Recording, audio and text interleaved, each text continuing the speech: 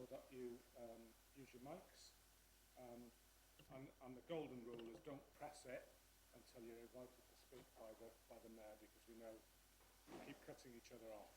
Yes. So I think, if I understand the system correctly, only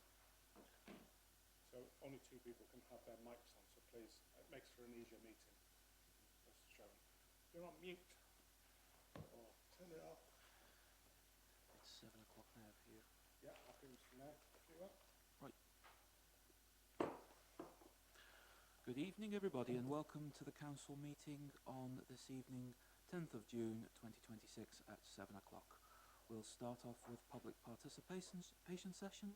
This is an opportunity for any members of the public online or in person to give their views, and just a reminder, you've got 15 minutes in total. So is there anyone online, Aaron?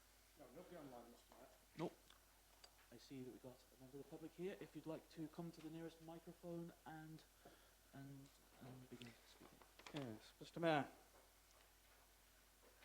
I wish to make a short statement, blessedly short statement, hopefully, about issues that I have been concerned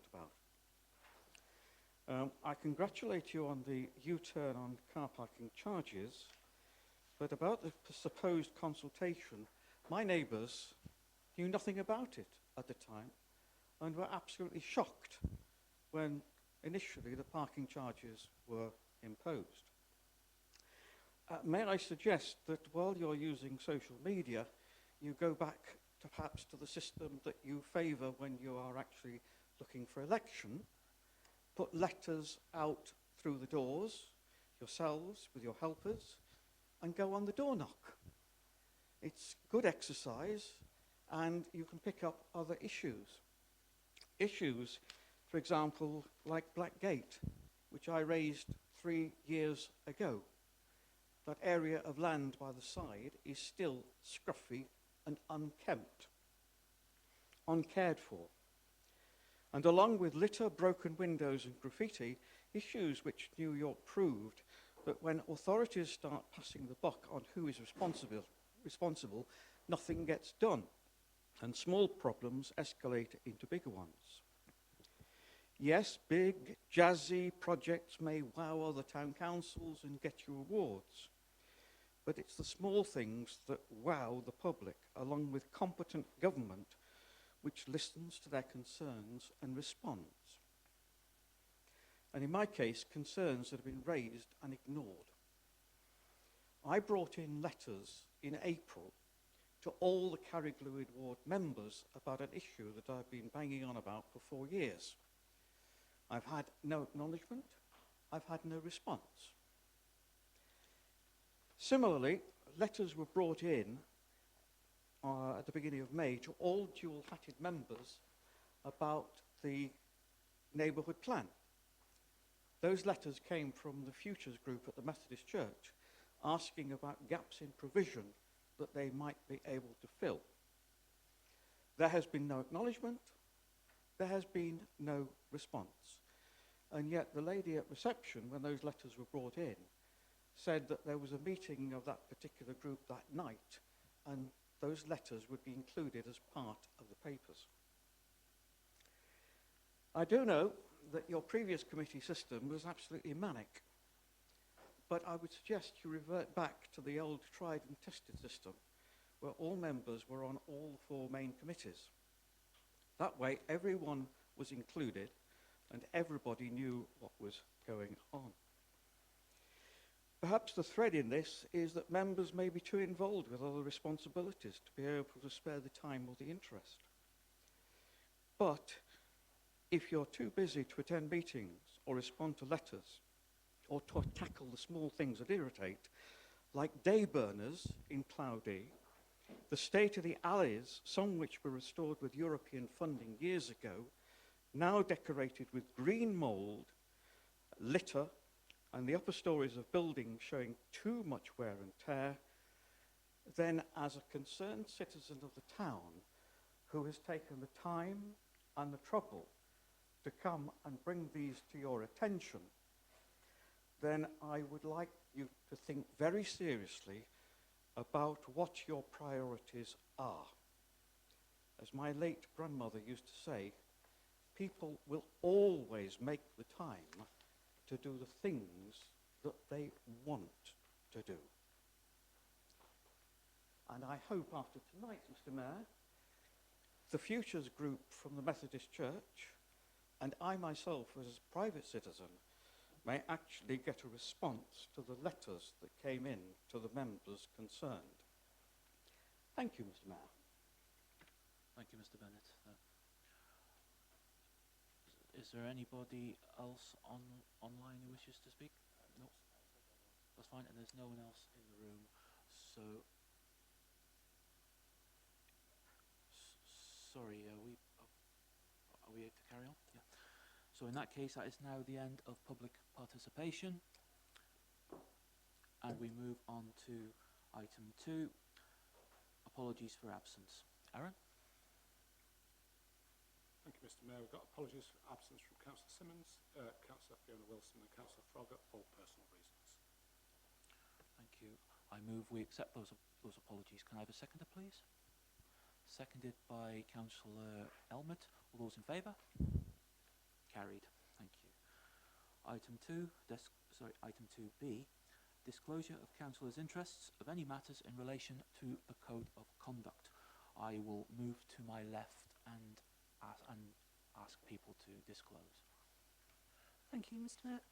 I am on the Shropshire Council, so I have got an other registrable interest in agenda items concerning the Shropshire Council services, and I've applied for and been granted a dispensation from the Town Clerk to be able to take part in the discussion and vote on those matters. Thank you, Councillor Diallo. Councillor Marco? Similarly, Mr. Mayor, Shropshire Councillor, I am on the Planning Committee, but more importantly, and to the other interests, I have to declare that I have been given dispensation from the clerk to speak and vote on the items involving the transformation of the Shropshire Services. Long right, I'm sorry. Councillor Rosie Radford? Thank you, Mr. Mayor. Similarly, I have sought dispensation from the Town Clerk for any matters relating to Shropshire Council based upon the fact that I am a Shropshire Councillor, and sought that dispensation for the rest of the year. Thank you. Thank you. Councillor Duncan Kerr? Yes, again, yes, I'm also Shropshire Council, and I've sought and received dispensation for items 4C and 11C on the basis that I'm a Shropshire Councillor. Councillor David Walker? Thank you, Mr. Mayor. Likewise, a general interest as a member of Shropshire Council, a specific interest in the local plan as the planning portfolio holder, which is a strategic role, but essentially that's my thing. If it comes to a vote on that, I'm not going to vote on it, but I'll hopefully be able to inform people if they need it. And then I've got dispensation in the specific thing in terms of transfer of assets and devolution of services. Thank you. Councillor Duncan Borroman? Similarly, Shropshire Councillor, I have dispensation with regard to transfer of services and or assets from Shropshire Council to Oswestry Town Council, and have dispensation. Councillor James Owen? I'm a Shropshire Councillor and also portfolio holder for housing, and I've sought a dispensation for items 11A, B and C, and been granted it to speak and vote on tonight. Thank you very much. Item...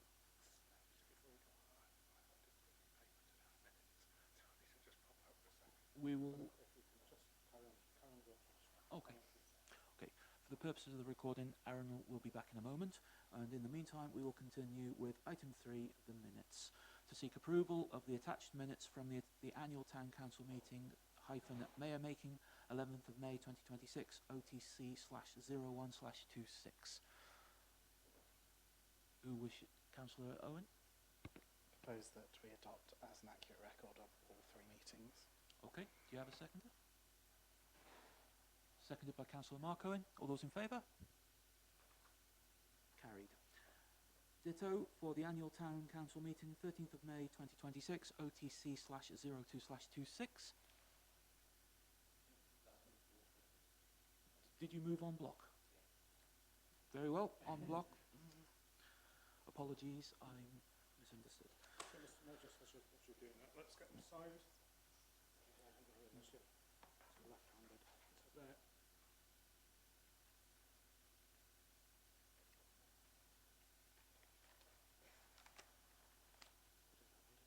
And the glue is very effective. So I'm gonna- Ooh. there, please. And just here. It doesn't matter, it's blue ink. No, No, it's good, good. okay. It's like a homework project, that. I've learnt how to sign my name. No, the gluing I was referring to. Oh, I see, yes. Item 4, subcommittees/working groups. Item 4A, future Oswestry group, to note the minutes of a meeting held on the 2nd of April 2026, Appendix A. Who wishes? Oh, Aaron?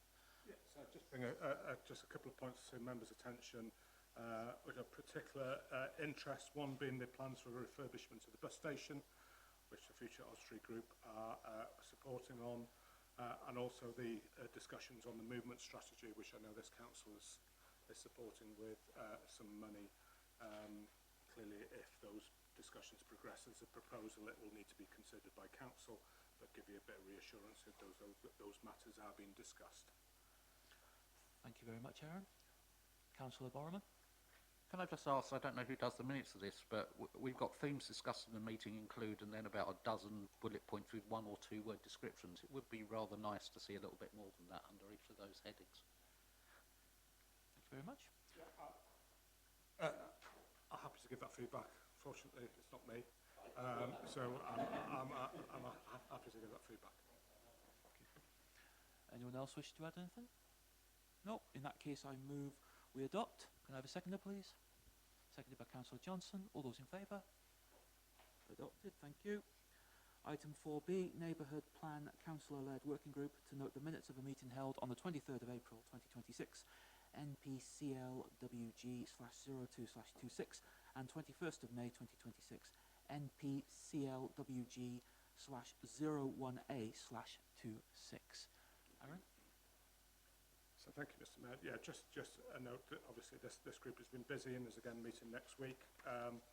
Just a note for your diary, which is this launch meeting, which is going to be held in Hope Church on the 22nd of June. There's been a reasonable response from the public. It's open to everybody. If you can promote it and encourage people to attend, it's good because it is an important document for the council. If the community aren't there to support it, then there's no point doing it. So, yeah, if you could promote that, would be fantastic. Brilliant. To the floor. In that case, I move we adopt. Can I have a seconder, please? Seconded by Councillor James Owen. All those in favour? Adopt. Raise a point of order. I think we can only note these because some of us aren't on those meetings, and it does say on the agenda we note rather than adopt. We adopt our own minutes, but these are the groups. Some of us aren't on the group, so we can't adopt them, but we can note them. Thank you for pointing that out, Councillor Kerr. I admit I used the wrong choice of phrase there, so apologies, but thank you anyway. Item 4C, to note the minutes of a meeting held on the 5th of May 2026, SSWG/04/26. I've nothing to add. The item is on the agenda for discussion. They are making progress. I know members are keen to meet, and we'll organise another meeting after this. I did read the last set of minutes and did say we'd meet after this meeting. Clearly, there's a lot to work through. I think it's been positive meetings. Thank you, Aaron. To the floor, Councillor Marco. I was a bit quick there. Does anyone else want to speak? So I was going to say I saw move you- we I saw note, you but first, my but- apologies. Before we go to that, does anyone want to add anything before we move to the note? No. Do you have a seconder?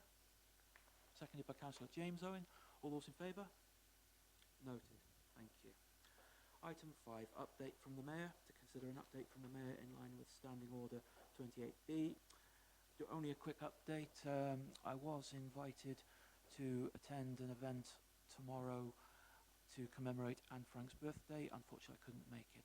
However, I would request that councillors, not compulsory, when they go home tonight, to consider the occasion tomorrow and to reflect on all that the topic was about and how we as a society are able to enjoy living in a peaceful and safe one. So thank you very much.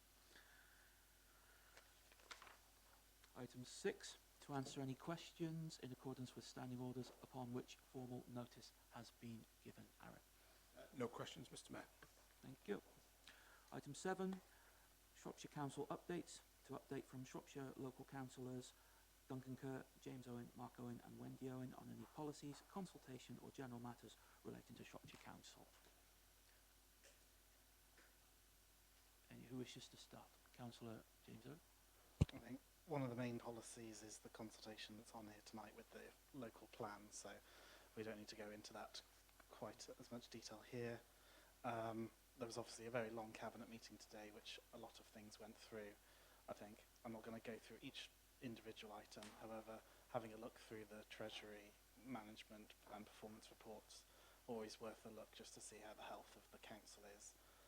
There's a general sort of feeling of optimism, but still understanding how big the task is to tackle the financial emergency that is going on. So it's mostly just all hands on deck to try and transform the council into something that doesn't rely on emergency financial support from the government going forwards. Thank you very much. Any other Shropshire Council wish to make an update? No. Okay, thank you very much. Item 8, Oswestry Town Council Statement of Annual Governance. In report TC/4422/26 from the Town Clerk and the responsible finance officer, the council is asked to receive and adopt the council's corporate governance statement for 25-26. The statement accompanies the final account statement, however, must be minuted and considered separately. Aaron? So essentially, items 8 and 9 are one and the same. However, as Mr. Mayor's just set out, they need to be considered separately. The first one is to give the public and members reassurance that the council is operating within good practice and has strong governance arrangements. I think the council recognises the importance of good systems and processes, and whilst there's still quite a considerable amount of work to be done, given the growth in the council's functions, including delivery of major product, I think we can be satisfied that those arrangements are in place. I would like to note that I am extremely grateful for the council in agreeing to provide additional HR support for the council, because that has helped me in particular and colleagues significantly to allow us to look at our arrangements and our processes and systems around HR. So thank you on that. The RFO and I have signed this statement, and I would be grateful if council could adopt. Thank you, Aaron. Who wishes to speak first? Councillor Kerr?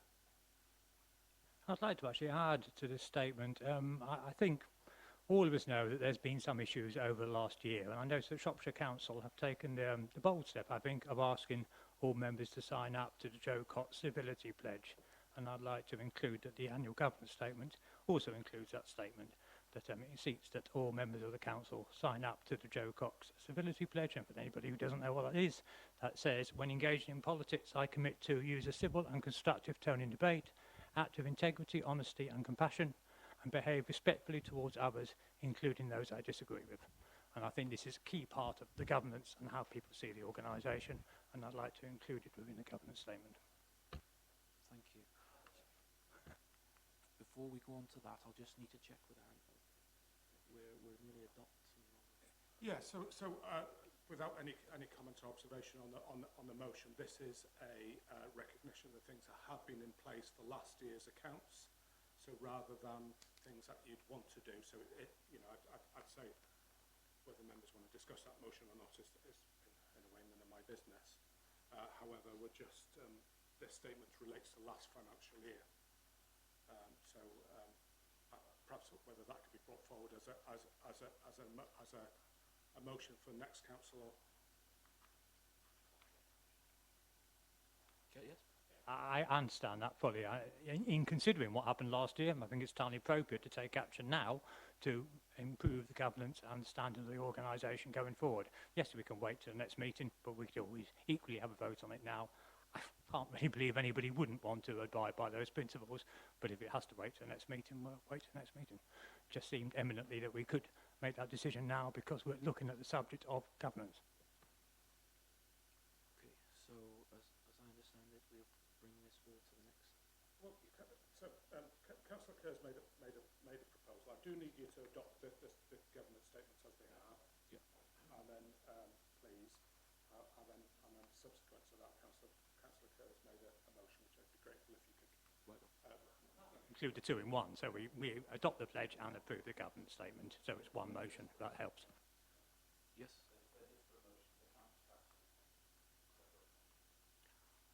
I think it would be better to proceed with this, and then yes, Councillor Martin. Microphone. My apologies. Old age. I was just going to propose that we actually adopt as the clerk suggested first. I mean, I've signed up. The second one coming on, if you don't mind, I'll just say it now. I've signed up already to the pledge. I see nothing wrong with doing it, but can we please have it as a motion to the council on the agenda, and then we can support it properly, rather than kind of throwing it in at the last minute. And then I will certainly support it. I will go for it. But can we bring it to the next meeting, please? Do you accept that, Councillor? I'll take that. Do you accept that? No, I'd like it debated now. I've asked it debated now. We're talking about governance. There's no point just looking historically at what happened last year if we can't also look at how we can improve things this year in the here and now. To delay it for a further meeting, we have long meetings anyway, just seems unnecessary. I can't honestly believe that nobody will not want to support this. So why don't we just approve it and move on? I am proposing that we adopt this and then the motion afterwards. So just Proceed to the motion afterwards. We'll let. So councillors are well within their rights to bring forward a motion, so that and that's fine. I could do with it clarifying because I didn't quite catch it, so I could. Sorry, it's on the Joe Cox Civility Pledge page. So it says, when engaging in politics, I commit to 1. Use a civil and constructive tone in debate. 2. Act with integrity, honesty and compassion. And 3. Behave respectfully towards others, including those I disagree with. And if nobody knows who Joe Cox is, this is the Joe Cox Foundation. Has urged all involved in politics to sign up to that pledge. Does your motion have a seconder? Seconded by Councillor Lucy McKinney. So, as I...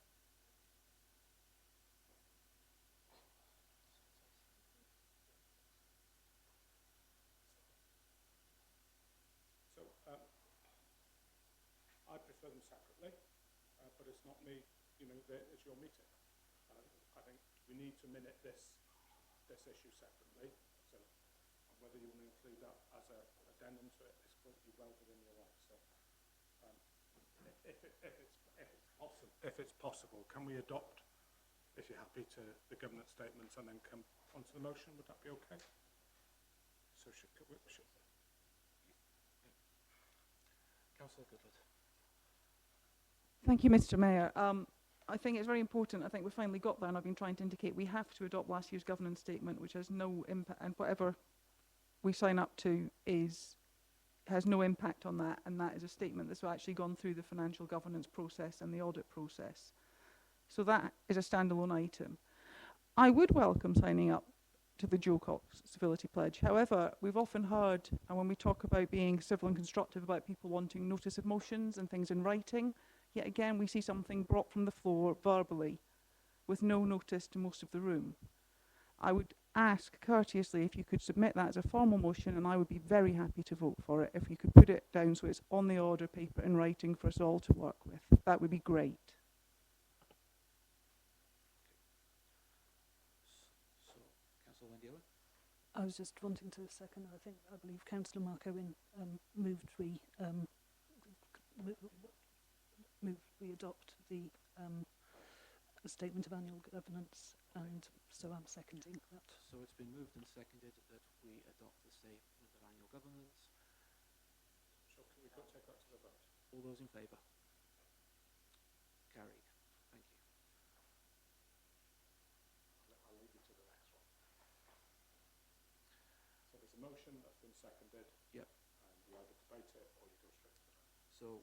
So now the motion for Councillor Kerr's proposal has been moved and seconded. Before we go to the vote, does anyone else wish to speak to the motion? Councillor Borman and then Councillor Walker. Please can I echo that we take this to the next meeting, because if I sit here and vote against that, I can see all over social media it's going to get Lib Dems vote against the Joe Cox thing. And I've already signed up to Joe Cox, and I chaired the Shropshire Council meeting and asked members to support Joe Cox. So I'm very supportive of what Duncan's proposing, but we've got to have it in writing. So can we please just defer it to the next meeting and not have this turned into petty political debate of where one side goes one way and one goes the other. Take it to the next meeting, and I think we'll all totally willingly raise our hands in support of it. But I just can't accept things just being jumped from the floor for something like this. You know, I've got an amendment for something later tonight, which I circulated to all members in advance, which is much more petty than this, but I made sure that members could see it in advance, and I don't see why we're getting bounced into adding something I know we'll all agree with, but it's being made into a political point. In light of Councillor Redford.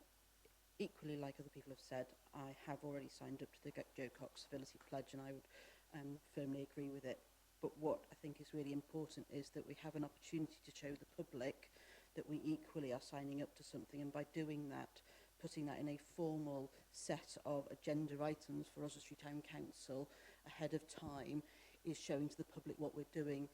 We run the risk by doing this of it being lost in an agenda item that members of the public won't link to civility in public service. So an opportunity to have it in a public agenda next time, as soon as possible, absolutely fine, but to show that we appreciate it, we care about it, and it's something that this council takes seriously. And that's what I would ask, please.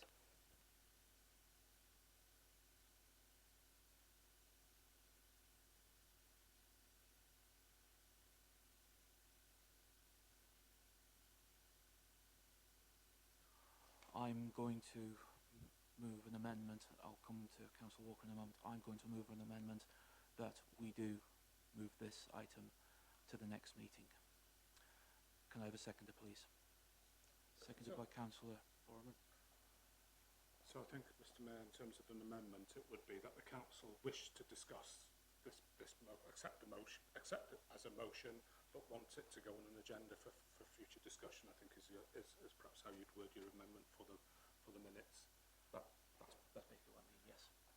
And so you need a second. Councillor Borman was seconding. And then you must then... Do you accept that amendment? Yeah. All those in favour? Against?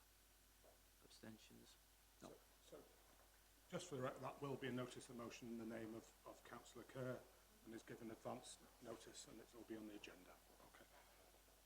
Thank you. Oh, sorry, Councillor. Information.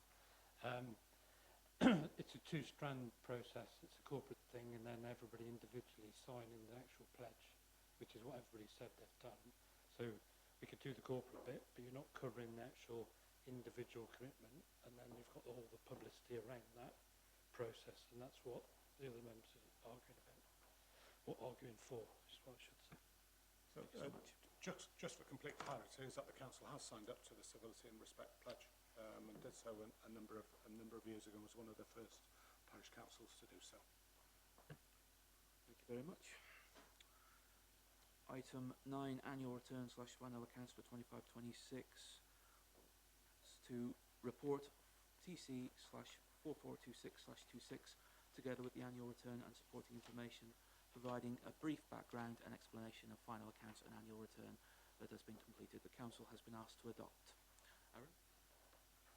So first of all, as usual for the responsible final finance officer to be here alongside me to present these accounts, but unfortunately, due to personal circumstances, unable to be here this evening.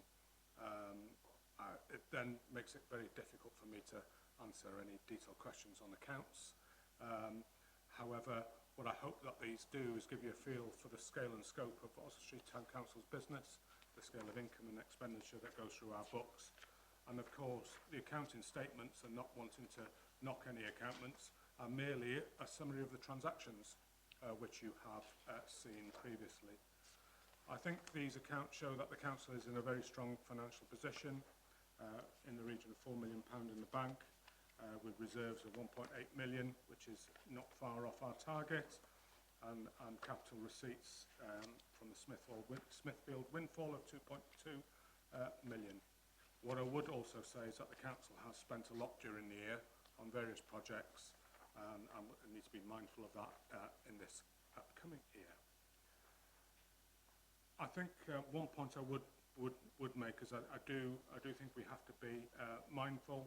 I am a little bit concerned that we have been too ambitious with our income targets for next year, having reviewed this, so that when we come into the budget setting process in September and October, have to have that in mind. Just to be clear, this has been audited. It is a record generated by our financial systems. If members do have any questions, I'll try my very best to answer them. If it comes to accounting technology, I might have to defer to others in the room. Yeah, I'd ask you to support these, and I will then ask the Mayor to sign. Thank you very much, Aaron.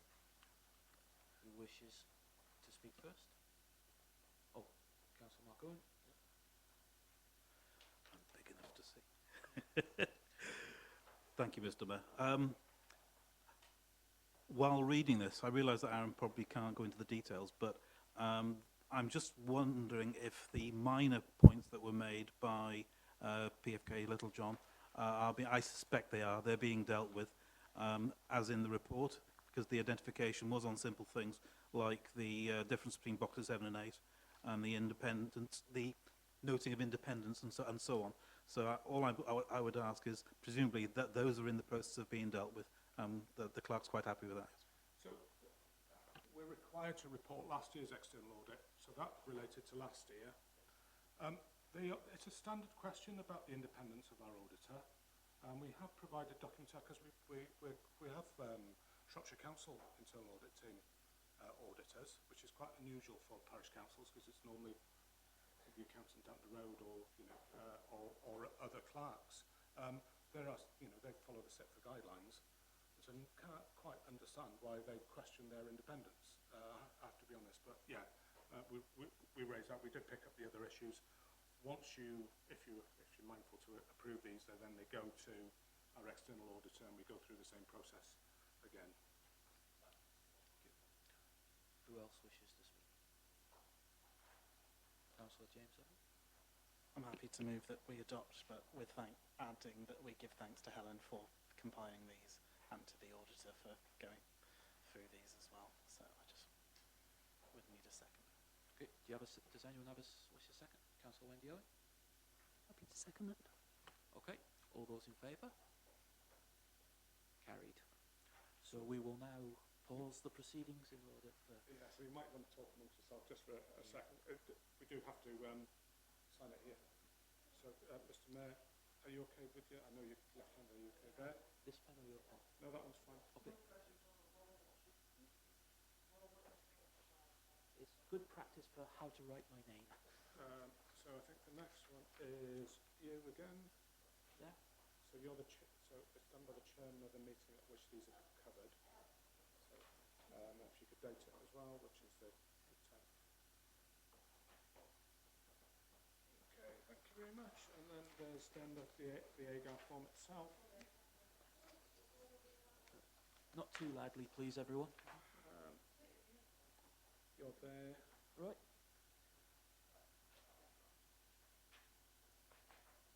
I'm here. You're there. Right around. And then again, Mr. Mayor, you're there. Brilliant.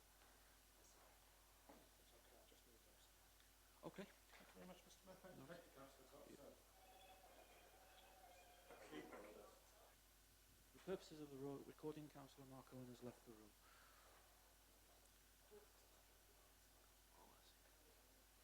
Carry on. Councillor Johnson left the room as well, and Councillor Walker has just returned. I don't think you need to announce that. That's fine. Okay, right on. So, item 10, policies. 10A, High Winds policy to consider Appendix B, the updated High Winds policy. Eric? Yeah, always good practice to update policies. This is one which we have been extremely mindful to review, and I'm very grateful to our operations manager for doing so. We have also introduced new procedures and processes to make sure that when we need to take action, that we're recording what action that we're taking, and there's a tick sheet so it covers the council in the event of unfortunate accidents. Yeah, I'm saying grateful to the operations manager. It does differentiate between closed sites and open sites. So we are hopeful that when we adopt, or if we adopt the 10 open spaces, the same policy can apply.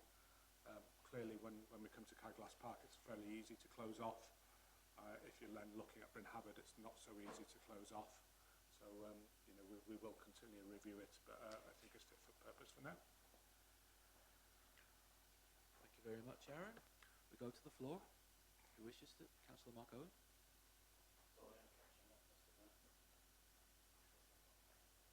Right.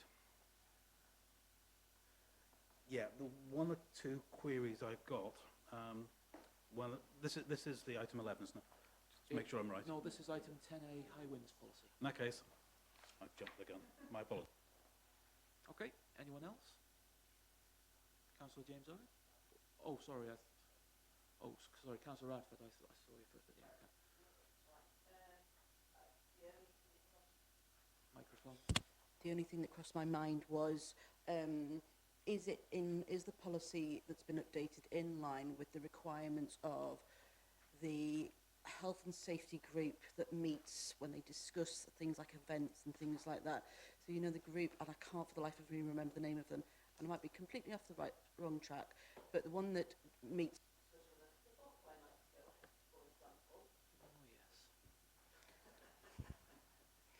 Carry on, Councillor Radford, and then Eric. Thank you, Mr. Mayor. That's really kind.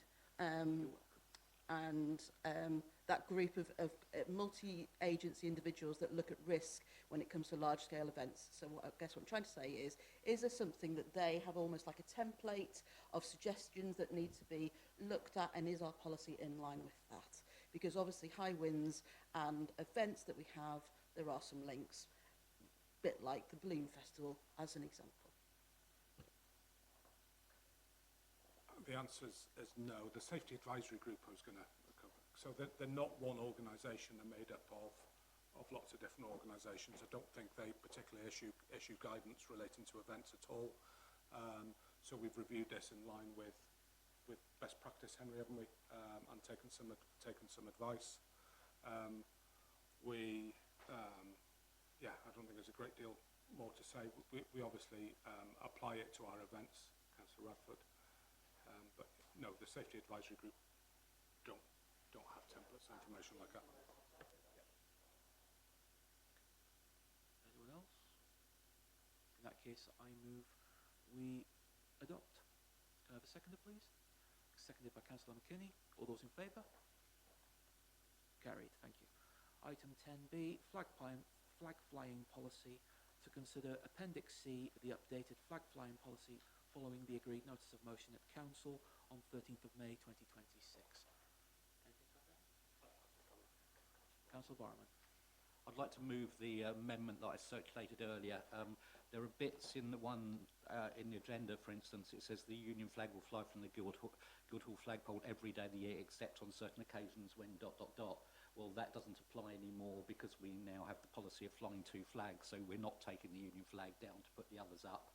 and also there's a couple of other bits. We have the list of designated days. Well, designated days only apply if you're not flying the Union flag every day of the year. So I sort of took out all the bits that were no longer relevant and circulated, sent to Aaron initially, and then circulated around an amendment that trims it down a lot from what we have on the order paper. Thank you very much. Yes, Aaron. Yeah, extremely grateful for that. So, yeah, really extremely grateful you went through it. Really happy with those changes. So it reads better and it's cleaner. So yeah, thank you. Okay, does your amendment have a seconder, Councillor Borman? Seconded by Councillor James Owen. Does anyone wish to speak to the amendment?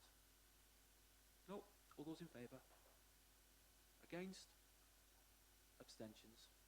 One abstention. So, that's item 10C, data breach policy, to consider Appendix D, the updated data breach policy. Unless Aaron has anything to add about items C, D, E and F, I would like to propose en bloc. So, Aaron? No, I was going to suggest that the update is we have to review these periodically and have to get signed off by council. They haven't changed, and so there's nothing for me to report on. So happy to with that, Mr. Mayor. Okay. Can I have a seconder for en bloc, please? Councillor Wendy Owen. Seconded. All those in favour? Against? Abstentions? Thank you. Item 11A, transfer of assets, draft heads of terms. Council are asked to consider the draft heads of terms attached at Appendix H. Council approval is not being sought at this stage. However, the view of members is requested in order to inform the final response. Aaron?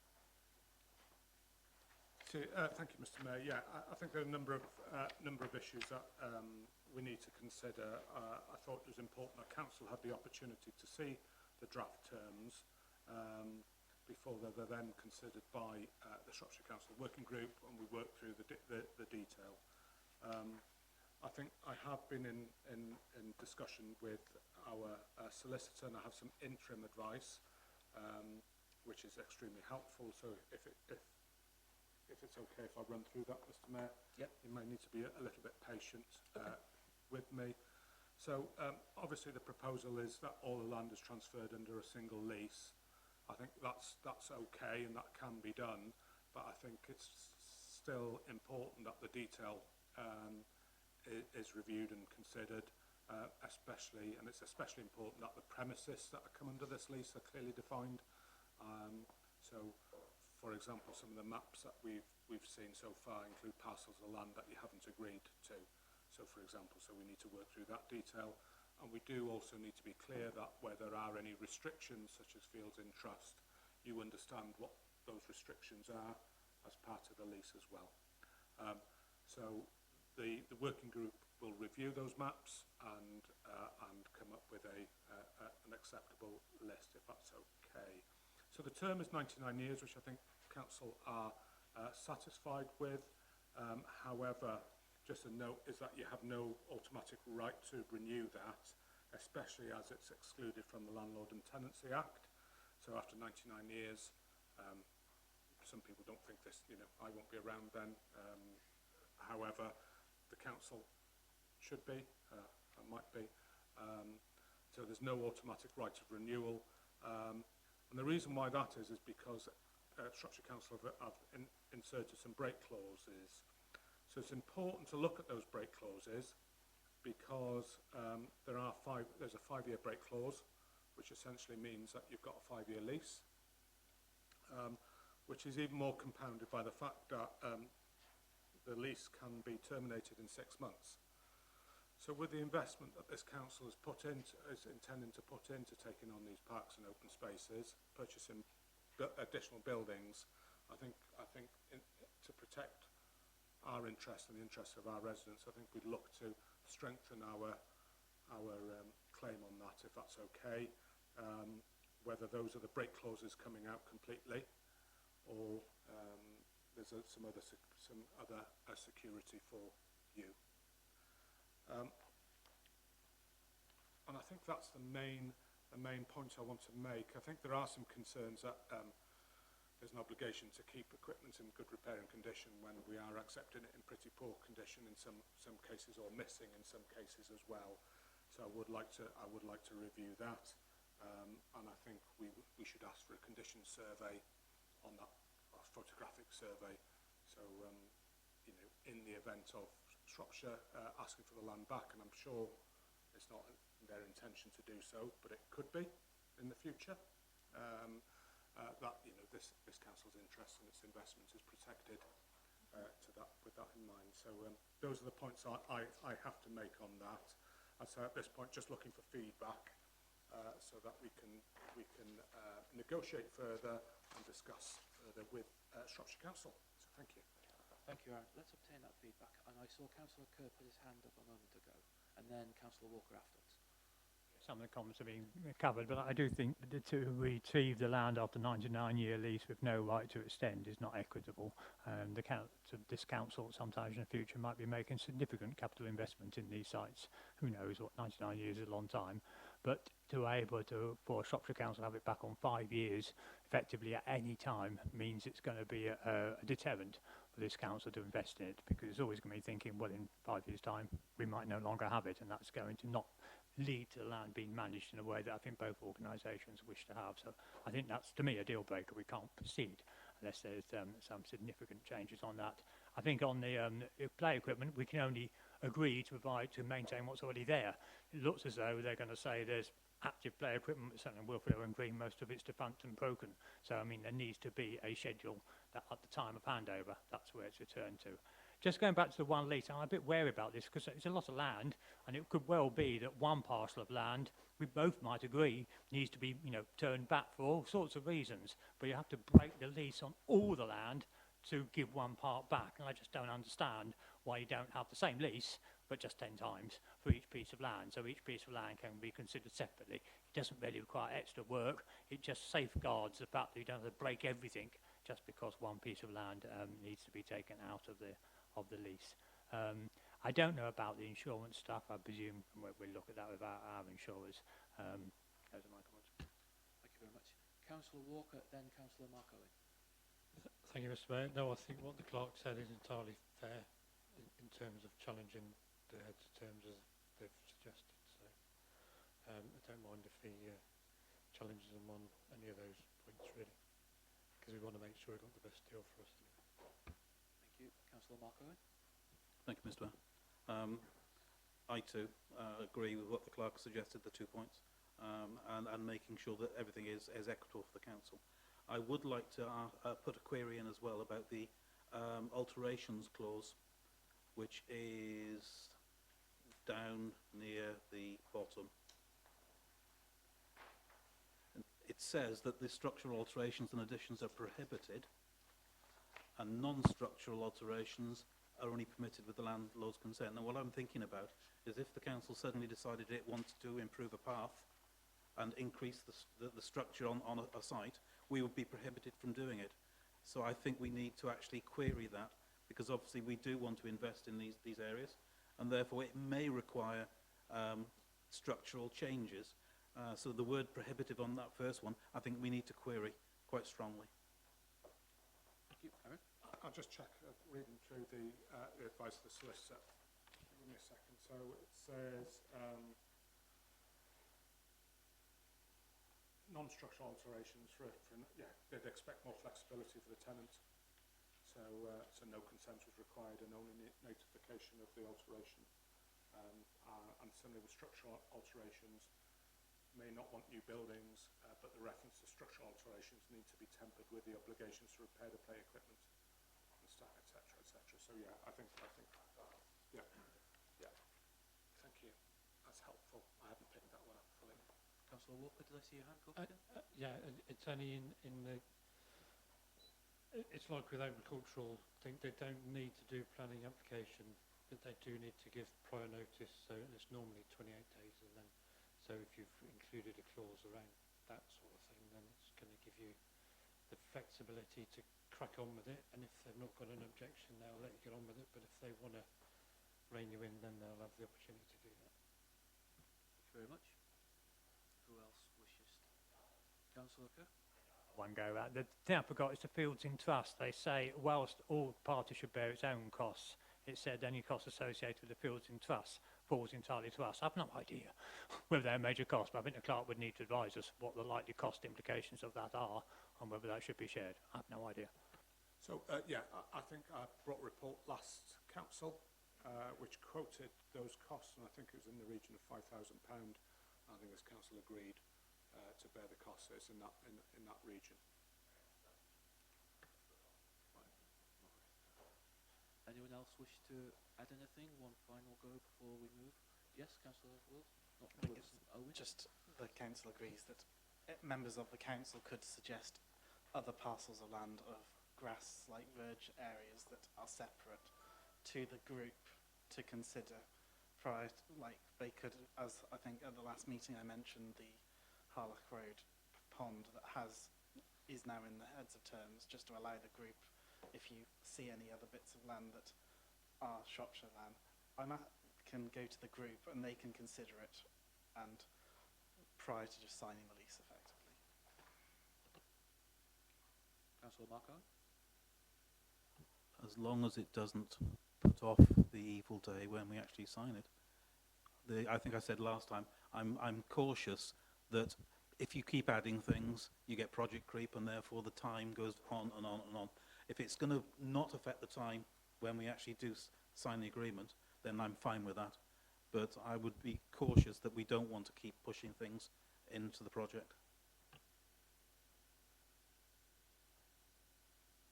Okay. Yes, fine. I just can't see the land next to the leisure centre on the list. Is it? Have I missed it? Is it not on the list? It's not identified. That to me is the most important land, I'm afraid, because of the pressure to get on with this pump track I just written to. Yeah, no, it's... One person at a time, please. No, Aaron. apologies. No, Aaron. Mayor, that was trying to answer. I have had the maps through. I hadn't noticed it was missing off this list, if I'm honest. I was expecting it to be on there. Yeah, I'm expecting it to be on there, so I'll just clarify that. Okay. One final before we move on? No. Right, so no resolution. You have all that, Aaron? Yeah, thank you, Councillors. That was really helpful. Okay then. So now we move on to item 11B, Shropshire Local Plan Consultation. The local plan is Shropshire's key planning document. It sets out the long-term vision and framework for future development across the county, including where new homes, jobs, infrastructure and other development should be located, and how important natural, historic and community assets will be protected and enhanced. The Shropshire Local Plan Scoping Consultation document is shown as Appendix I in electronic form only. So, electronic won't be in the paper. So, do you wish to add anything? No, I think it's important that the council engages in the local planning process because it's a key issue for members and for our residents. It is difficult to advise on filling out a detailed consultation document which asks specific questions. But I'll endeavour, if members got comments and observations, to do so. This is a very early stage of the process, and it's to inform the development of the vision and the approach moving forward, as I understand it. Thank you very much. We go to the floor. Councillor Walker. Thank you, Mr. Mayor. Yeah, no, it's entirely about the scope and the process of the local plan and the 30-month period. All the sites that are on the map have been submitted by developers and landowners to Shropshire Council. It's not Shropshire Council promoting them. They're not allocated. They've not been assessed. It's a very raw list, and a lot of these sites won't pass the assessment. But in terms of filling in the form, I wouldn't suggest we do it now when we go through everything line by line, because some people have said it's taken 2 hours to fill in the thing. So I think it's important that the council collectively has a response, but it's also important that everybody individually puts in a response and encourages people to do it. I think they had about 300 responses in a couple of days. So, because it's important that, because the time frame is so strict, it'll be the fastest that Shropshire Council have ever done a local plan. There's an argument to do it quicker, but because we've got one chance to get it right, it's got to be precise. So it's very important that as many people as are involved at this stage to make sure that they've covered all the bases. Because come September, when we start properly, the first stage is a self-assessment, and then we're off. And then there's very little latitude for delay or adjustment along the route, because there are several gateways that have really precise timing up to the point it's going to be made in March 2029, as long as the planning inspectorate do their job and do their bit in 6 months, which we all have doubts about, because that normally takes them 18 months. And there are 40 odd councils in the first wave, all going to land on the same day. And in a year's time, every other council is going to land with the planning inspectorate on the same day, because the government wants 100% of councils to have a local plan. At the moment, it's only about 25% of councils have got an adopted plan. Thank you, Councillor Walker. Councillor Mark Owen. Thank you, Mr. Mayor. Reading through this electronic version, it was quite interesting, because I sat through a similar thing at the Oswestry Area Committee meeting the other night. And it was this presentation, in fact, that Eddie West from the Shropshire Council went through for our neighbours and the villages around about. And the emphasis there was that if you please check the map to all of the parishes, but in checking that map, please be aware that it is not an adopted site. As Councillor Walker said, this is the raw data coming in from developers and from landowners, and what you see on that map probably will not bear any resemblance to actually what goes through. It depends on the assessment with Shropshire Council. But it was vitally important that the various stakeholders put a comment in about this planning process. So, thank you. Thank you. Who else wishes to speak? Aaron? So, Mr. Mayor, I think this is your opportunity to feedback. So, I suppose the question is, what's the feedback, or how are you going to feedback? So, you know, I think Councillor Walker said that there needs to be a corporate feedback. How do you wish to do that? Is the question that's a matter for you to determine? Okay. So, if we're all formulating a response, would members be keen to, like we did for the item before, give their own individual points to note down so a response can be formulated? Yes. Having had a similar conversation at Westfelton Parish Council last night, if you're going to send in the things, make sure you send in the things in the structure of the consultation, because otherwise it would be a nightmare of a job for the clerk to pick apart all the bits and amalgamate the right bits with the right bits. So it might be prudent for members to, as suggested by Councillor Walker, submit the responses in the format so they can be formulated in due course. It's almost impossible job for me to give a corporate response. That you know, because you may wildly vary in your response. So it needs to be at a meeting, doesn't it? Really. Yeah. So the only option, I suppose, if members haven't had a chance to look through it and provide those comments now, is that we stick it on the agenda for the planning committee next week, just as a one-liner to consider. The local plan, unless you want to do it tonight. So it isn't, you know, it's in your... Councillor Am I right in thinking this has got to be in by the 15th of June? Oh, it's July. That's fine. Because I was thinking 15th of June, that's panic mode, isn't it? Because it's only, what, 5 days?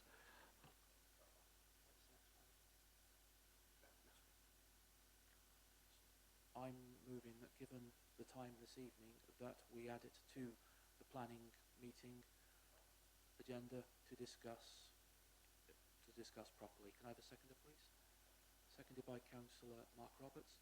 All those in favour? Carried. Thank you. So the agenda will just be a strict cut and paste from here. So but just, you know, if just a bit of a challenge back to members, if we're going to put up the agenda, I've got to have something to do. So you've got to go, so please have a look through, review, and Sandra for the agenda, we'll just cut and paste this. But at least next week you've got more airtime to give it justice rather than trying to shorten it. Yeah, no, tonight's not appropriate. Item 11C, Oswestry Library Service, to consider Appendix J, a letter from the Culture and Communities Manager of Shropshire Council Library Service, and the need for financial support to ensure that the library service is not reduced. Members will be aware that the budget includes a sum of £25,000 to reduce any impact on service provision or opening hours at Oswestry Library. Anything to add, Alan?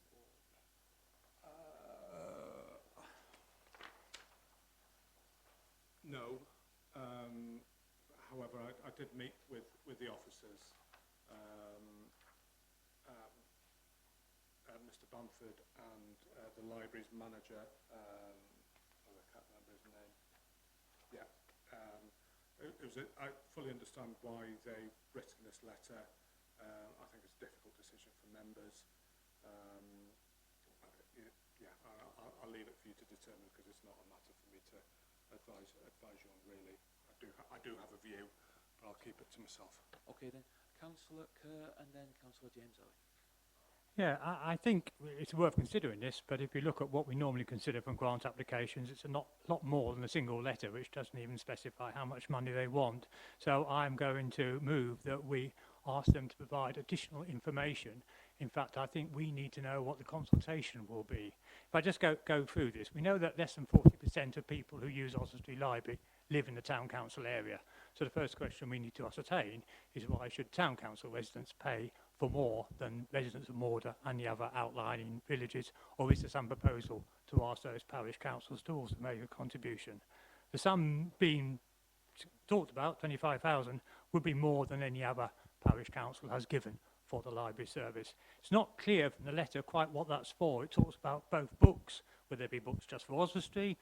Clearly a library service is a county-wide service, so even if you put the books in Oswestry, they would move Creston in Ludlow and they would move around. If it is just for opening hours, then we need to see the business case that demonstrates what those opening hours are. And we need to be assured that the public actually do want to preserve opening hours. Until you've done the consultation with the public, you don't know what the outcome is. That's the reason for doing the consultation. It may be, I'm a user of the library quite a lot myself, maybe when you consult the public, they say, actually, we've got no problems in it being closed on a Tuesday afternoon or whatever. I don't know. But don't pretend to guess at what the public actually want. So I think, and in fact I've had a dialogue with the portfolio holder now, and she agrees that the town council needs to do the consultation. There's a statutory obligation on Shropshire Council to do a statutory consultation for any changes to the library service. Effectively, we're preempting that by giving them some money to stop them from consulting on a potential change. But she has informed me, and Clark's got a copy of the email from her, that she believes the obligation is now on us to do consultation with our residents before we make that decision. Shropshire Council just received £300,000 from the Arts Council, didn't it, to reinvigorate its library service. I think we need to understand where that money is going and why that money can't be used for some of this, because at the time we put this into the budget, we weren't aware that they were going to receive. They weren't aware, to be fair, they were going to receive that allocation. So that's new funding. If we look what's happened in Ludlow, they were asked, I think, for 20k. They've gone for the same process to say, yeah, I'm not saying no, nay, never. We're just saying we want no more information. We want a proper application. We can send them our grant pro forma and ask them to complete that application in terms of the grant pro forma. Most importantly, we need to know what consultation has been done.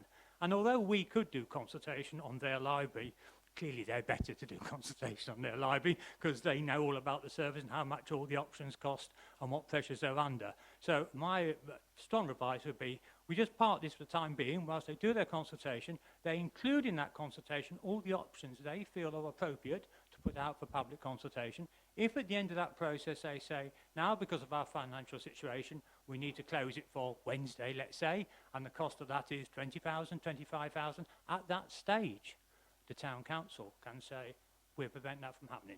We'll use £25,000 of town council money to prevent that service being lost. And we can all say that to our public very, very clear as to what they've got for their money. If we don't do that and just give them 25,000 now, there's no clarity as to what that money's got, and no clarity as to why people in Morda, who will benefit more, because there's more people outside Oslo use it, haven't had to make a contribution.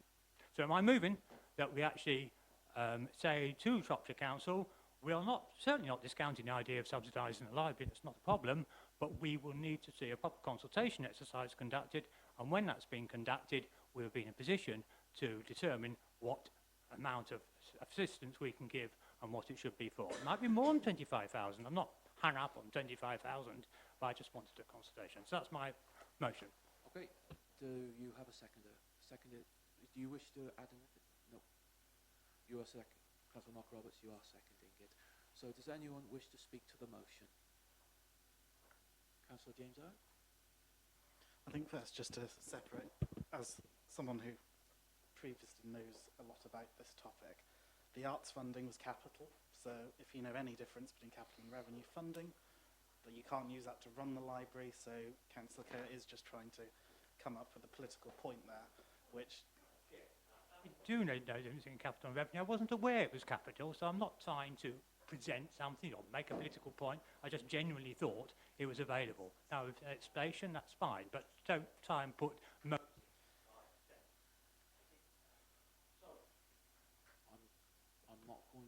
not going to accept that, Councillor Owen. Please retract that and then carry on with your response. I would like to correct the statement that was made to state that it is capital funding, as was the funding that used to redo the reception area. So it was all capital funding which you cannot use on the day-to-day revenue. I think the reason that the Shropshire Council has come to us is to effectively ask the town council, instead of going to the public, like you represent the public, you're meant to, you have an idea of what the public want, that's why you are here. Do you want to stop the consultation having certain options by providing that funding through your own democratic process of saying, we want to make sure that there isn't a consultation that says there's going to be a reduction in hours, and that's all that's being asked here is what options do you want to discount from? Like, they've come to us with the option that they might reduce hours. That will go into the consultation. How many hours and what they'll do will have to be stipulated in the consultation. And you can't preempt the consultation by saying how many hours that's going to be until you've done the consultation, because of you've then got predetermination on Shropshire Council's part. If they say, well, we want to reduce it down to 20 hours, they can't say that before having gone out to say that the public are happy with or want it to go down to any particular area. So it's a matter of that giving us options to make our own decision here. I'm perfectly happy with if you want to wait until they do their consultation, that just means that options that will be on the consultation are like to be significant cuts in hours, just due to the financial emergency at Shropshire that's likely to happen to every major library. On the point of it being more money than any other parish council, specifically at I believe Church Stretton gives 18,000. Church Stretton's a lot smaller than Oswestry, so the fact that we've got a much larger library giving a service to a lot wider range of people and a lot larger number of people, 25,000 is actually probably quite a small amount more compared to what Church Stretton is paying, and for what Church Stretton precept would actually raise. It's a much smaller proportion of our precept to give 25,000 compared to 18,000 in Church Stretton. So again, I think it's fairly reasonable to ask for that small amount of money from all of, like, to clarify, all the large market towns across Shropshire do not pay towards their library service, whereas smaller parishes do. And the direction of travel was to ask the larger towns for a bit of contribution to reduce the impact of just what has been in the past of saying we'll just cut hours. The option is, instead of cutting hours, you can provide a bit of funding instead. Thank you. Does anyone else wish to add anything? Councillor Elmett, then Councillor Mark Owen. I think in view of, to some extent, something that Aaron said earlier, which is that some concern over our finances going forwards, it seems extremely pertinent to me to at least carry out the consultation first and then see what the numbers look like afterwards and what the implication might be. So my preferred view would be consultation, and then it enables us to have a clear debate in terms of what the money might do. Councillor Mark Owen? Thank you, Mr. Mayor. Yeah, I would echo Councillor Elmer on that point. I was a little disturbed to think that we are not going to consider the villages surrounding Oswald Street who use our facilities. If we go down that route, we're going to start charging Morda and West Felton and everyone else to use our library. I'm not in favour of that. The fact that Gabowen Library is under threat, and if we remember, there was an officer coming here going, I think it was Pete Bamford, wasn't it, going through the various things that they're having to deal with. And one of the statements was, well, Gabowen's under threat because they can always go to Oswestry. And to say then that, well, we shouldn't be considering to allow residents of Gabowen to use Oswestry Library, I think it's not very good. I'm also concerned by saying that the budget could, at the moment, there's 25,000 in it, and maybe one or two councillors would like to go more, but the budget this year is set. We can't go more than 25,000. Presumably, Councillor Kerr meant for next year's budget or whatever. Yeah. So I'm just clarifying that for my own benefit. That'll do for now. Okay. Anyone else wish to add anything? Aaron? No, just from a procedural note, Mr. Mayor, you have a motion. Might be useful to have that. Just remind us what that was, Councillor Kerr, which I understood was that we encourage Shropshire Council to undertake the consultation first to set out the options and then allow the Town Council to then consider how it utilises its support, but also to reiterate the Council's, commitment to supporting library services or words to that effect. So, it was proposed, it was seconded, so it's been debated. So it's either accepted or you find another resolution, don't you? Yeah, you can sum up, yeah. Well, sum up. Just one issue. We do have to recognise that this is going to be an annual cost forevermore, because once you start giving £25,000 to the library to prevent something from happening, you can't suddenly stop the next year because of financial problems without that thing being the responsibility of the Town Council that used to fund it to prevent it. So it's not a reason not to do it, but just do bear in mind that this isn't just a one-off funding. Once we start on this path, it would be difficult to stop the funding without a risk to the reputation of the Town Council. Okay, So we go to the vote. So it's been proposed, seconded, you've summed up. Does the seconder wish to add anything before we proceed to the vote? Okay then, all those in favour? Against? Abstentions? None. So that is carried. Thank you. Item 12, Neighbourhood Governance Reforms. To note Appendix K, a letter from Helen Morgan MP in response to the concerns of the Council about neighbourhood governance reforms under the English Devolution and Community Empowerment Bill. Aaron? So don't want to drag this agenda out longer than it needs to be, and in saying that I have done. Very grateful support. There's been very prompt response from the office, which we're really grateful for. Clearly it's been raised by other parish councils. There has been a response from the Ministry of Housing, Communities and Local Government, which I wasn't able to circulate in time, and it just says essentially that the introduction of neighbourhood governance arrangements is not about replacing or reducing the role of parish councils. Instead, it's about complementing their work and ensuring that all communities, whether or not they have a parish council or not, have effective ways to engage with their local authority. So essentially, it tries to reassure you that they're not trying to get rid of you yet. Thank you, Aaron. That is most reassuring. We'll now go to the floor. So I think Mr. Mayor, just if you could just note the updates, I think that would be extremely helpful. Okay, I move we note. Can I have a seconder, please? Seconded by Councillor Owen. All those in favour? Point of clarity, that was seconded by Councillor James Owen and the group voted in favour. Thank you. Item 13, All About Youth. To note Appendix L, a letter from All About Youth, formerly SYA, detailing the evolution of their organisation and their launch event of Breakfast with the Best, championing excellence in youth work on Wednesday, 15th of July 2026. Yeah, so this item's just a note. You do commission them to provide services, so you do need to note that. There is a promotional video kicking around, and there's a rather dodgy individual wearing a bright tank top included as part of that, but thankfully that hasn't been circulated widely. I'd like to be out of that. Yeah, we work very closely with these. I'm really pleased to support them, and yeah, it highlights what that organisation's about. So yeah, if you're able to note, Mr. Mayor, that'd be grateful. Okay. Does anyone wish to add anything? No. In that case, I move we note. Can I have a seconder, please? Seconded by everyone. All those in favour? Carried. Thank you. Number 14, Lewid Mansion planning permission to approve the submission of the application to Shropshire Council seeking planning permission and listed building consent for works which will see the refurbishment, reuse of the currently vacant Grade 1 listed Lewid Mansion into a heritage community hub within Oswestry to include local retail, exhibition, gallery and community workshop space centred around the building's heritage. Copy reports of appendices M and N on the elevations. Aaron?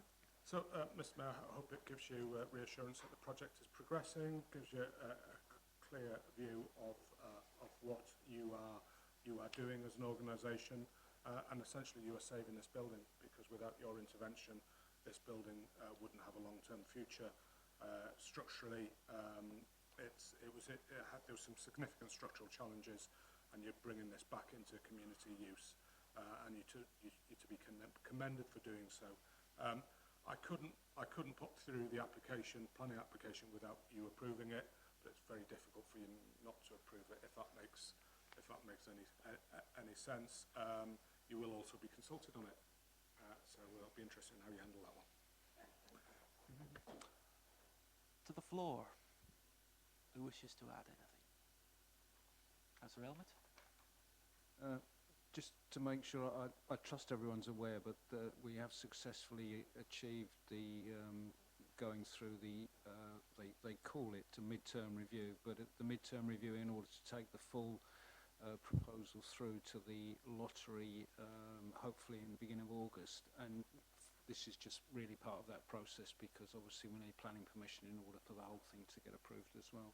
So it really is moving forward at pace now, and very successfully, I would like to say. Anyone else? No? So I move we proceed with this application. Aaron? Yeah, so if you can approve it, Mr. Mayor, that would be great. Okay, can I have a seconder, please? Seconded by Councillor Elmett. All those in favour? Carried. Thank you. Item 15, report from the Town Clerk on Oswestry Town Council corporate projects. To note, report TC/4423/26 from the town. I'm not going to read the rest. Aaron? I won't go through all the reports or all the updates, but I hope you can see that all the projects are on there and they're progressing, albeit I appreciate it probably a little bit slower than members would like, and sometimes slower than I would like, but they are all progressing. A couple of items just to highlight, being the street lighting notice of motion, which was adopted back in January. I met with Councillor Mark Owen last week, Councillor Owen, I think it was, just to review that, and we'll hopefully be bringing forward a report in July, possibly September, depending on the agenda, but I think there's a clear way forward on that. The feasibility study on the Crafts Market Hall is nearing completion. It's going to be interesting to see what you make of the options around that. So it involves structural surveys, some design work, and I think currently the stage is at the M&E. What does M&E stand for, Henry? Mechanical Engineering. Yeah. So the mechanical and I do know what I'm talking about sometimes. The mechanical engineering consultants just having a look to see around things like putting in extractor fans to see if that's doable, and the technical elements around that. And I think that's all I've got to add. What I would note, Mr. Mayor, clearly there's a lot of work. You've seen from both the finance reports and from the agenda the significant work that this organisation is involved with. I know it's a lot of work for members as well. So I'm constantly reviewing priorities, and just for clarity, the priorities that I'm working to are initially Third Mansion, because we have to get that application in for August, and we're on track.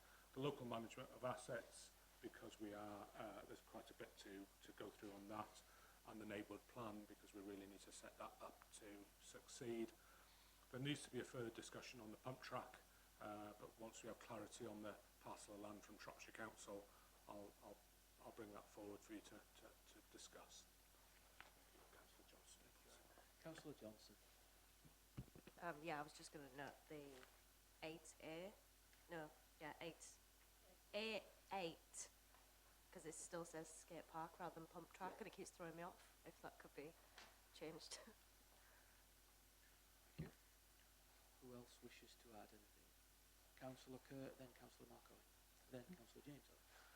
I know we're working on it, but securing of land for a depot is not actually there as a project. I can't see it there anyway. I know it's one of these things you're probably working on, but haven't added to the list.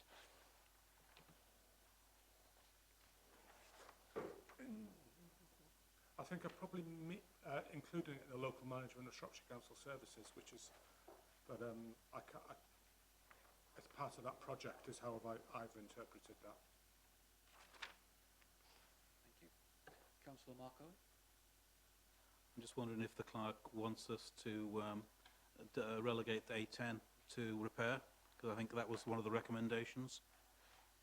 If he wants to do that, I'm happy to propose that, certainly. Yeah, so a notice motion brought forward a couple of years ago now, which has set on the work programme, and essentially it was to redesign the memorial gates, and just haven't had the capacity or the clarity from members in terms of exactly what that meant. Neither was it supported by the Royal British Legion, who felt that the money should be better invested in services as opposed to memorial gates. So haven't progressed that. So yeah, it'd help if it wasn't on the list. Happy to second that if you're proposing it. Very good. Before we proceed to the vote on that, I'll just go around. I think I saw Councillor. Okay. Anyone wish to add anything before we proceed to the vote on that? All those in favour? Thank you very much.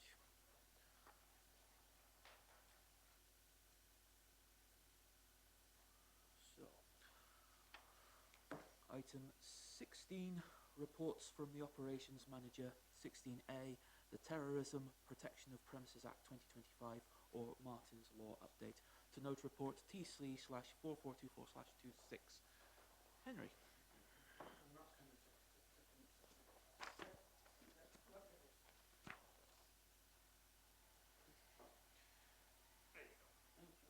I don't think I need to explain for the recording. Thank you, Mr. Mayor, and good evening, everyone. So this report provides an overview of the forthcoming Martin's Law legislation of the Terrorism Act 2025. It explains how it applies to council buildings and events, clarifies that most of our assets, or your assets, are currently out of scope. It also confirms that many of the required measures are already embedded within our existing event planning and safety arrangements. There does need to be a point of clarity on the report, and my apologies, surrounding the Youth Music Festival. It says the term regardless of capacity. What that actually refers to is that the places of worship do not enter an enhanced tier if numbers exceed 800. Council just asked to note the report. Yeah. So just as a, don't move. Just extremely grateful. This is an important piece of legislation. Extremely grateful to Henry for this report. I think just want to highlight the Balloon Carnival and why we are taking that as being in scope and managing it as if it's in scope, is to give you and us the reassurances that we're making that event as safe as possible. It's our riskiest event, so there are introducing new measures this year, which include things like bag searches and the wanding, and ensuring that we've got appropriate evacuation procedures in place.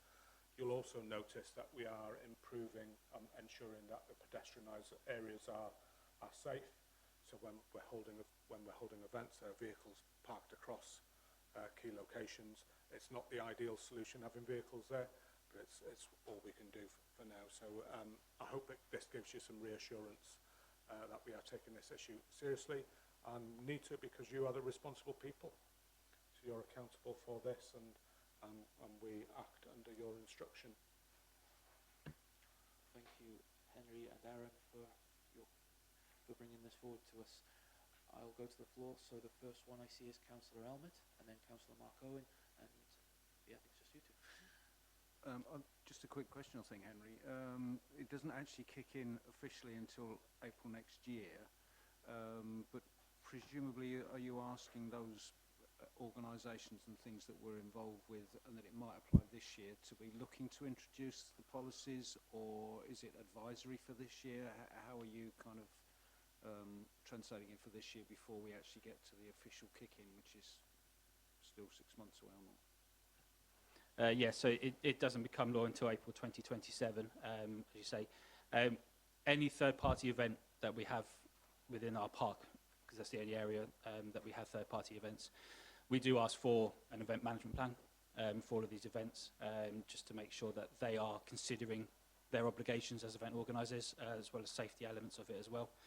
As Aaron's already mentioned, the introductions of bag searching and wanding at the Balloon Carnival is in preparation for us doing it next year, possibly enhancing it, rather than chucking everything at it next year. Start introducing things slowly so people get used to it as well. Yeah. Councillor Mark Owen, and then Councillor Radford. Thank you, Mr. Mayor. I do hope, after all your hard work on this item, that, Henry, you don't get nightmares thinking of all the possible things that could go wrong. So thank you very much for the report. I was flummoxed at first reading about the Music for Youth, until I actually read through your report and then saw that, because I was thinking, it's a public building, you can get into it, etc., and it's less than 200, so why is it in scope? And then, obviously, I picked up the bit about it being a place of worship, which has special considerations. And the other thing I was going to ask, the cars parked across the streets to do the essential job, I thought we were going to purchase a steel device to do that. Did we actually get around to doing that, or are these cars an interim measure? The cars are an interim measure. You're referring to H-stop signs, which Council approved. They're being delivered to us week commencing the 22nd of June. Thank you. Councillor Radford?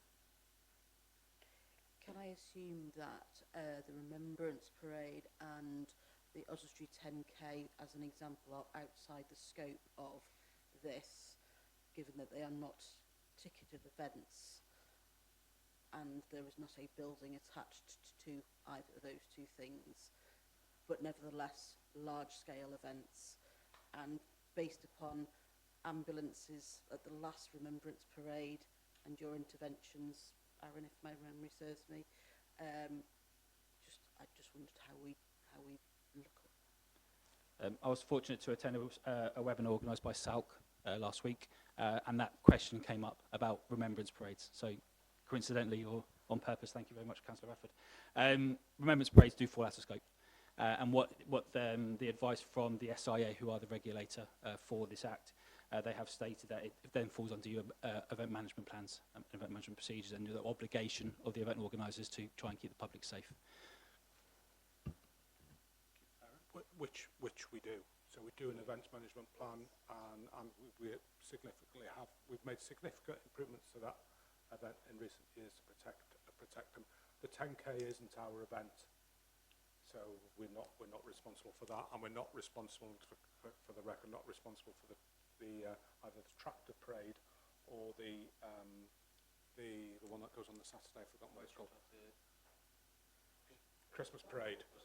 We're not, that isn't yours, and we're not involved in the planning of that. Thank you. Anyone else wish to add it? Councillor Mark Roberts. Sorry, I brought it up last year, but I'll bring it up again. Just about prevent training, I think Henry touched on it doing a SALC webinar recently. But as a governor, we have to do annual prevent training, and I just wondered how many people in the actual town council do that training. And so we'll talk about act awareness, and you know the very lengthy emails I send you on a Friday occasionally. So there was details of and I was encouraging everybody to do it as part of that. It is also included in staff induction, annual reviews as well, and I think, because I know Sandra's done it, and I've done it, and we're you know, in terms of the balloon carnival, for example, we've asked all the organisers to do the training as well.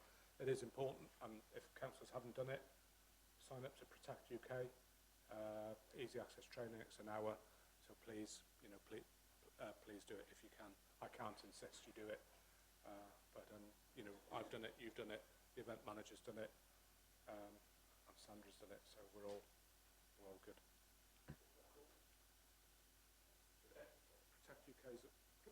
Protect UK is the website. It will scare you when you get all the updates and what's possible, but it is very much about raising awareness, and the training is fairly understandable, isn't it? Councillor Radford. I think what Mark's referring to actually is our prevent duty rather than this. And our prevent duty is about our duty to reduce and stop radicalisation. So there is a link, but the prevent duty is different to the Prevent Act. So, but we equally as councillors and employees should be aware of our prevent duty. Yeah, Councillor McKinney. Just to say, the prevent duty one is what teachers are told now is just to do the YouTube training. It's on there. We don't do the normal the old online fashion one anymore, do we? Right. Thank you for. I move we note. Can I have a seconder, please? Seconded by Councillor Kerr. Sorry, before we go to the vote, Aaron. Yeah, just it's worth clarifying that point. And apologies for my misunderstanding, and give you the standard corporate response, Councillor Roberts. Just spoke to him. Yeah, I think we clearly need to, as we've taken on youth development work and we've got youth responsibilities, although we haven't got a wide remit in this area, I think we will look at what we need to do and put those in place. So thank you for picking it up. Thank you, Aaron. All those in favour? Carried. Thank you. Item 16B, Car Park Strategic Analysis Report to Note Report TC/4425/26. Henry. Thank you, Mr. Mayor. This report provides a strategic overview of car park usage, including tariff trends, income performance and payment methods across the last two financial years. It does highlight stable demand, increased income and a gradual shift towards digital payments, as well as the strong link between parking usage and market activity. Councillor asked just to note this report. Thank you. Councillor Mark Owen. Thank you, Mr. Mayor. Interesting read, thank you, Henry. One of the observations I made, I tend to use a car park in Wrexham, which I use the swipe card to pay for it. It has the app, but if you use the app, it's an extra 20% on the cost. Now, we don't do that in Oswestry, which is brilliant, and I was wondering if the 20% and the 10% for the app and the card reflects that, so that the app is more convenient if it doesn't cost you any more. But if it did cost more, would those be reversed then? It's just an observation, an idea. Wishes to answer that? I don't think we can. Yeah, the trends are interesting. You can't charge more, can you? You can't impose your fees that you've changed onto the Yeah. Anyone else wish to speak before we move? Councillor James Owen? I just remembered that there's certain machines that only take card or only take cash. I think trying to make that a bit more clear to people, because I quite often see people going to the wrong machine because it's just a colour, and if you just come into the car park, you don't know what that colour means. So trying to make it a bit more obvious which one's the card only.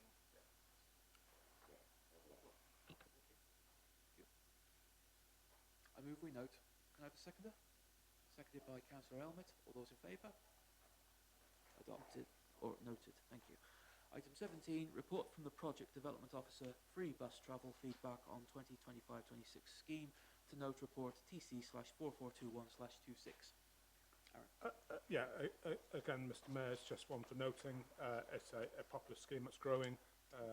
We would like to expand the offer to young people. Cost of bus travel for young people is quite significant. Just for noticing. Good initiatives that you've put in place. Thank you, Aaron, and my thanks to Corrie for pulling this report together. Councillor Owen, then Councillor James Owen, that is, and then Councillor Radford. It was one thing I noticed in the report. It said was utilised by 3,000 adults and 674 children. I know it's what it's implying, but it's 6,000 adult users rather than, we don't know that 3,000 different adults used it. So just clarifying that in the report for sort of the layperson that's just glancing through. Thank you. Councillor Radford. Thank you. I've said this before and I'll say it again, and it's possibly not completely in the right place, but we have 600 houses being built down by Oswald's Cross, and it feels like we need a bus stop or a park and ride, but we need an ability to encourage people to be able to come in to Oswald Street from that end, and that feels appropriate to, if in future have that opportunity to look at the tender, whether we can extend the route. That's the word. Aaron? So I know Microphone. councillors who came. That's me. Shall I switch it off? Councillors who came to the last Future Oswald Street group, I know Councillor Johnson and Councillor Mark Owen were there as well, as was Councillor James Owen, will support this, is that there is an ongoing review of the bus timetable, routes, what have you in Oswald Street. Yeah. And I think there'll be plenty of opportunity for you to feedback. There are key places missing out there at the leisure centre, the college, the industrial estate. So hopefully you'll have an opportunity to have an input. Outside of our influence a little bit, the key priorities is connecting Oswald Street to Gowen better. Councillor Elmett and then Councillor Walker. Another one that's been mentioned before, but the only thing that it says on the buses is OTC. It would be nice if there was a bit more about who on earth is helping to provide this free service. Sorry, you look a bit confused. The operator would have their brand and they would provide the service. Yeah. Unless I'm looking at it differently. So we have it is better. We'll have another go at trying to do that and encourage. Not just on the bus, but also in other places, highlight that that the taxpayers funding it, and this town council is delivering it. So, yeah, thank you. I think we've taken our eyes off that one. So, thank you. Councillor Walker, and then Councillor Kerr. Only to say, Mr Mayor, that just referring to what Councillor Radford said, that with that development, there will be a big chunk of steel which will be for public transport. So, you'd expect some of it to flow back the other way. Thank you very much. Councillor Kerr.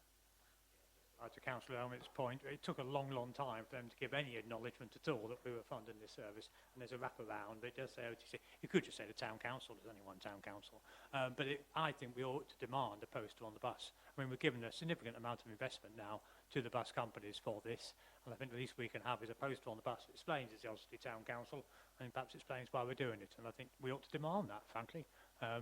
Otherwise, it's ridiculous. We are invested in this, but nobody's noticing it because they don't know who's doing it. Thank you. Councillor James, did I see your hand go up?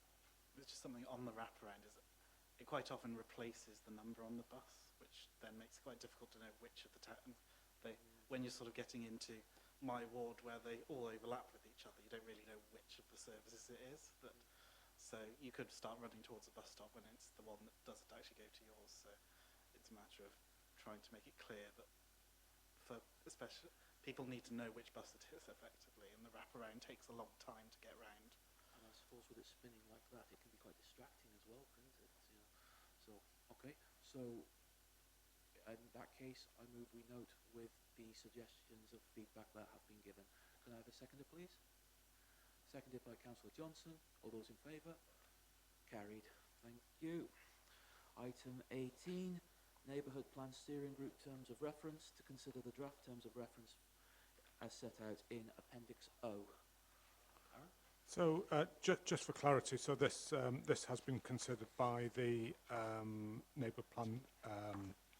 member working group whose job is to set up the steering group. I know that can be a little bit confusing.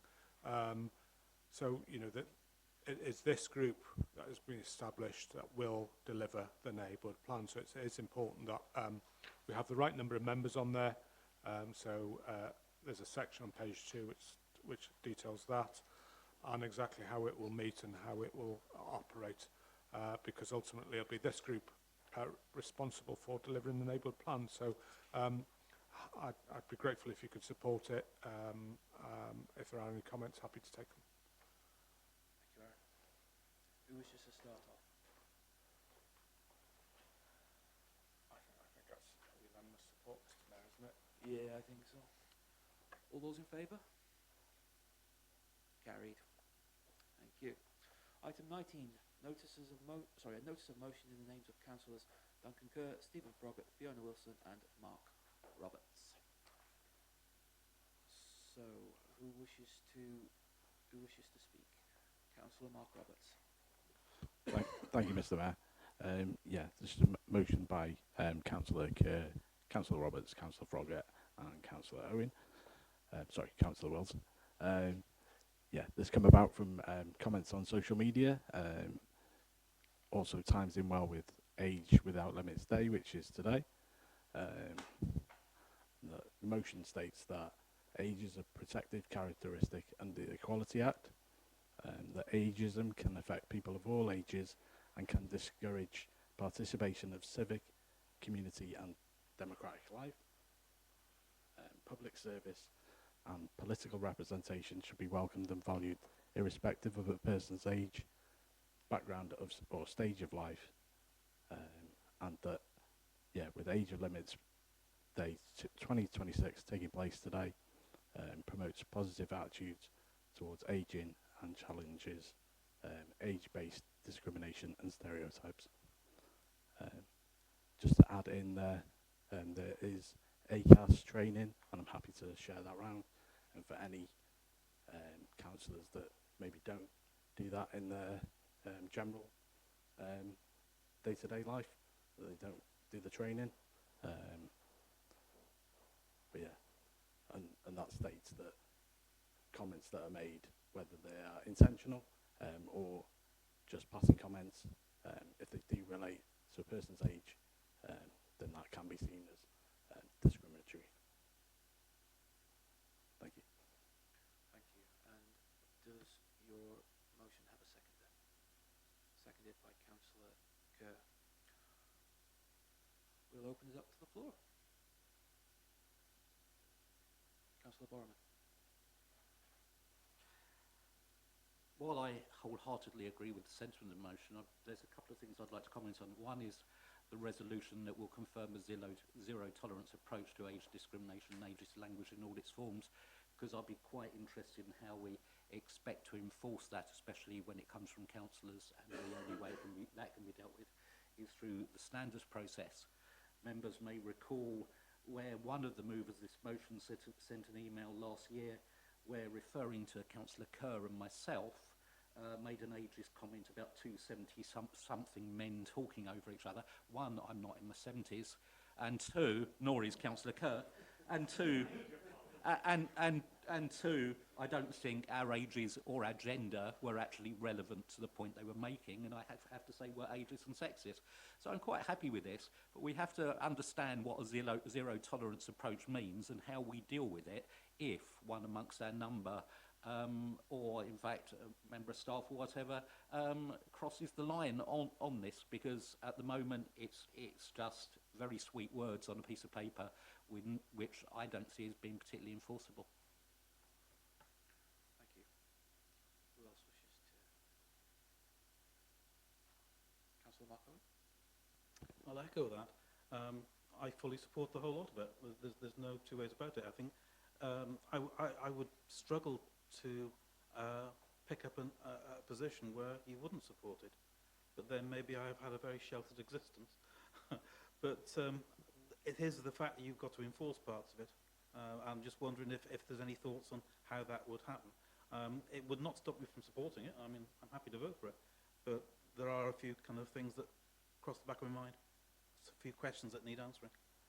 Councillor Kerr? I mean, this is always a problem that we're not masters of our own destiny in the sense that we can't sack councillors, and the code of practice is pretty weak in that respect. However, I think if the town council resolves this, hopefully unanimously, and then if any individual, it could be me, makes a comment that somebody else feels is ageist, they do have then the ability to say, I feel this contravenes the standards that we have adopted, and I will have adopted that as a member of the council, and so that makes it easier, I think, to raise the issue.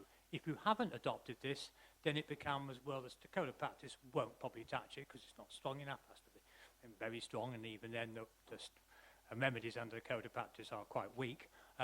Therefore, you haven't really got a means of actually calling to that person's better nature. Because I generally believe people do not want to engage in ageist behaviour, but in the heat of debate, and all things being all things, they may say something which, in the cold light of the next morning, they shouldn't have said. And I think this will help us, help each other avoid that sort of language. Okay. Councillor James Owen? Again, I'm perfectly happy to sign up to it. I just feel like it's kind of redundant, given it says itself that being ageist is against the Equality Act, and therefore breaching that act is therefore a breach of the code of conduct, which would then be, you could then go through the code of conduct anyway to report that. So it's kind of just we're just signing it to say that we do it again. I'm happy to do that. I would personally do it for every protected characteristic, but that's all I had to say. Councillor Goodlad?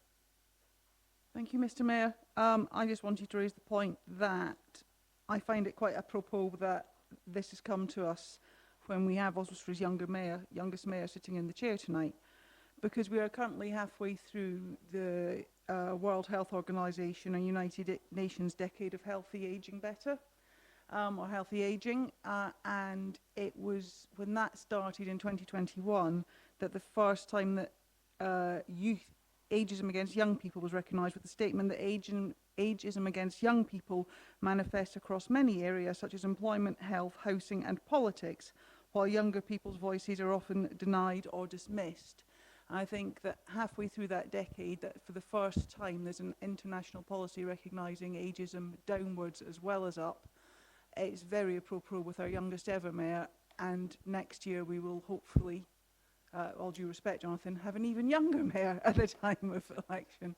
And it is a very real issue, and I think people need to be aware that ageism, such as infantilisation of grown adults, does exist, as well as the obviously better known bias against older people, which is actually where this comes from, because it's the Centre for Ageing Better, which promotes Age Without Limits, and that's mainly aimed at supporting older people, although there are other reports now bringing in prejudice against younger people based on age, which is it's healthy to see those stereotypes being challenged. Thank you. Councillor Kerr? Probably based on that, I'd like to actually propose, because we've got the council resolves before, I would like to add to that we actually recognise that ageism is an issue that can affect young people and old people, because I certainly didn't read this as something that protects old people and not young people. I think ageism is an issue that can be a source of discrimination for both young and old. So if you're willing, I think it should be added into the fore, so it absolutely clearly, explicitly states that ageism is wrong, whether it's directed at a young person or an old person or indeed a middle-aged person.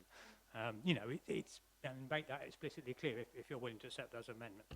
So the original has been moved by Mark Roberts and seconded by Councillor Kerr, and an amendment has been proposed by Councillor Kerr and accepted by Councillor Mark Roberts. Does anyone need... I mean, sorry, where it says that therefore Oswestry Town Council resolves to recognise that ageism is an issue that can affect both young people, older people and other middle-aged people. It can affect any age of person. And then it's 1, 2, 3, 4. You can follow on 1, 2, 3, 4 because you've then defined ageism. So that was what my suggestion is. Because those 1, 2, 3, 4 are the key part of it. The rest I take as an introduction to it. That's the resolution. It says the town council resolves 1, 2, 3, 4. Is that clear? Can I make a point of clarity, please? So if we adopt this, are you proposing that we formulate this into some kind of policy statement, or that existing policies be amended by this, or that existing policies be implemented in the event of... Yes. So I think what Council are doing, Mr Mayor, is making a strong commitment and a statement. I think this is the statement, this is the policy, and I think it'll be used to challenge behaviour, perhaps in the chamber, but also probably relevant to us in the staff code of conduct, Henry, as well. Well, you know, particularly when we talk to employment matters with older adults and with younger people as well. So I think it's a commitment from the council to address it. So I think this is enough. Okay. Councillor Radford. Might I suggest that the signing of, or the potential signing of the Joe Cox Civility Pledge and this would be something that as a council and councillors really beneficial to celebrate that we're doing this and do it publicly, so that we are publicly saying to people this is what we stand for and this is what is important. And if that's a photo shoot as a full council, that we are working together in agreement, that feels like a really beneficial thing. Happy to accept? Right, well let's proceed to the vote then. All those in favour? Carried. Thank you very much. One last item on the agenda, sundry creditors, item 20, to adopt the below statements of account approved for payment by nominated members. You've got them in front of you. Who wishes to add anything? Move we adopt. Can I have a seconder, please? All those in favour? Carried. Meeting closed. Well Go done, in Jonathan. peace. Well done.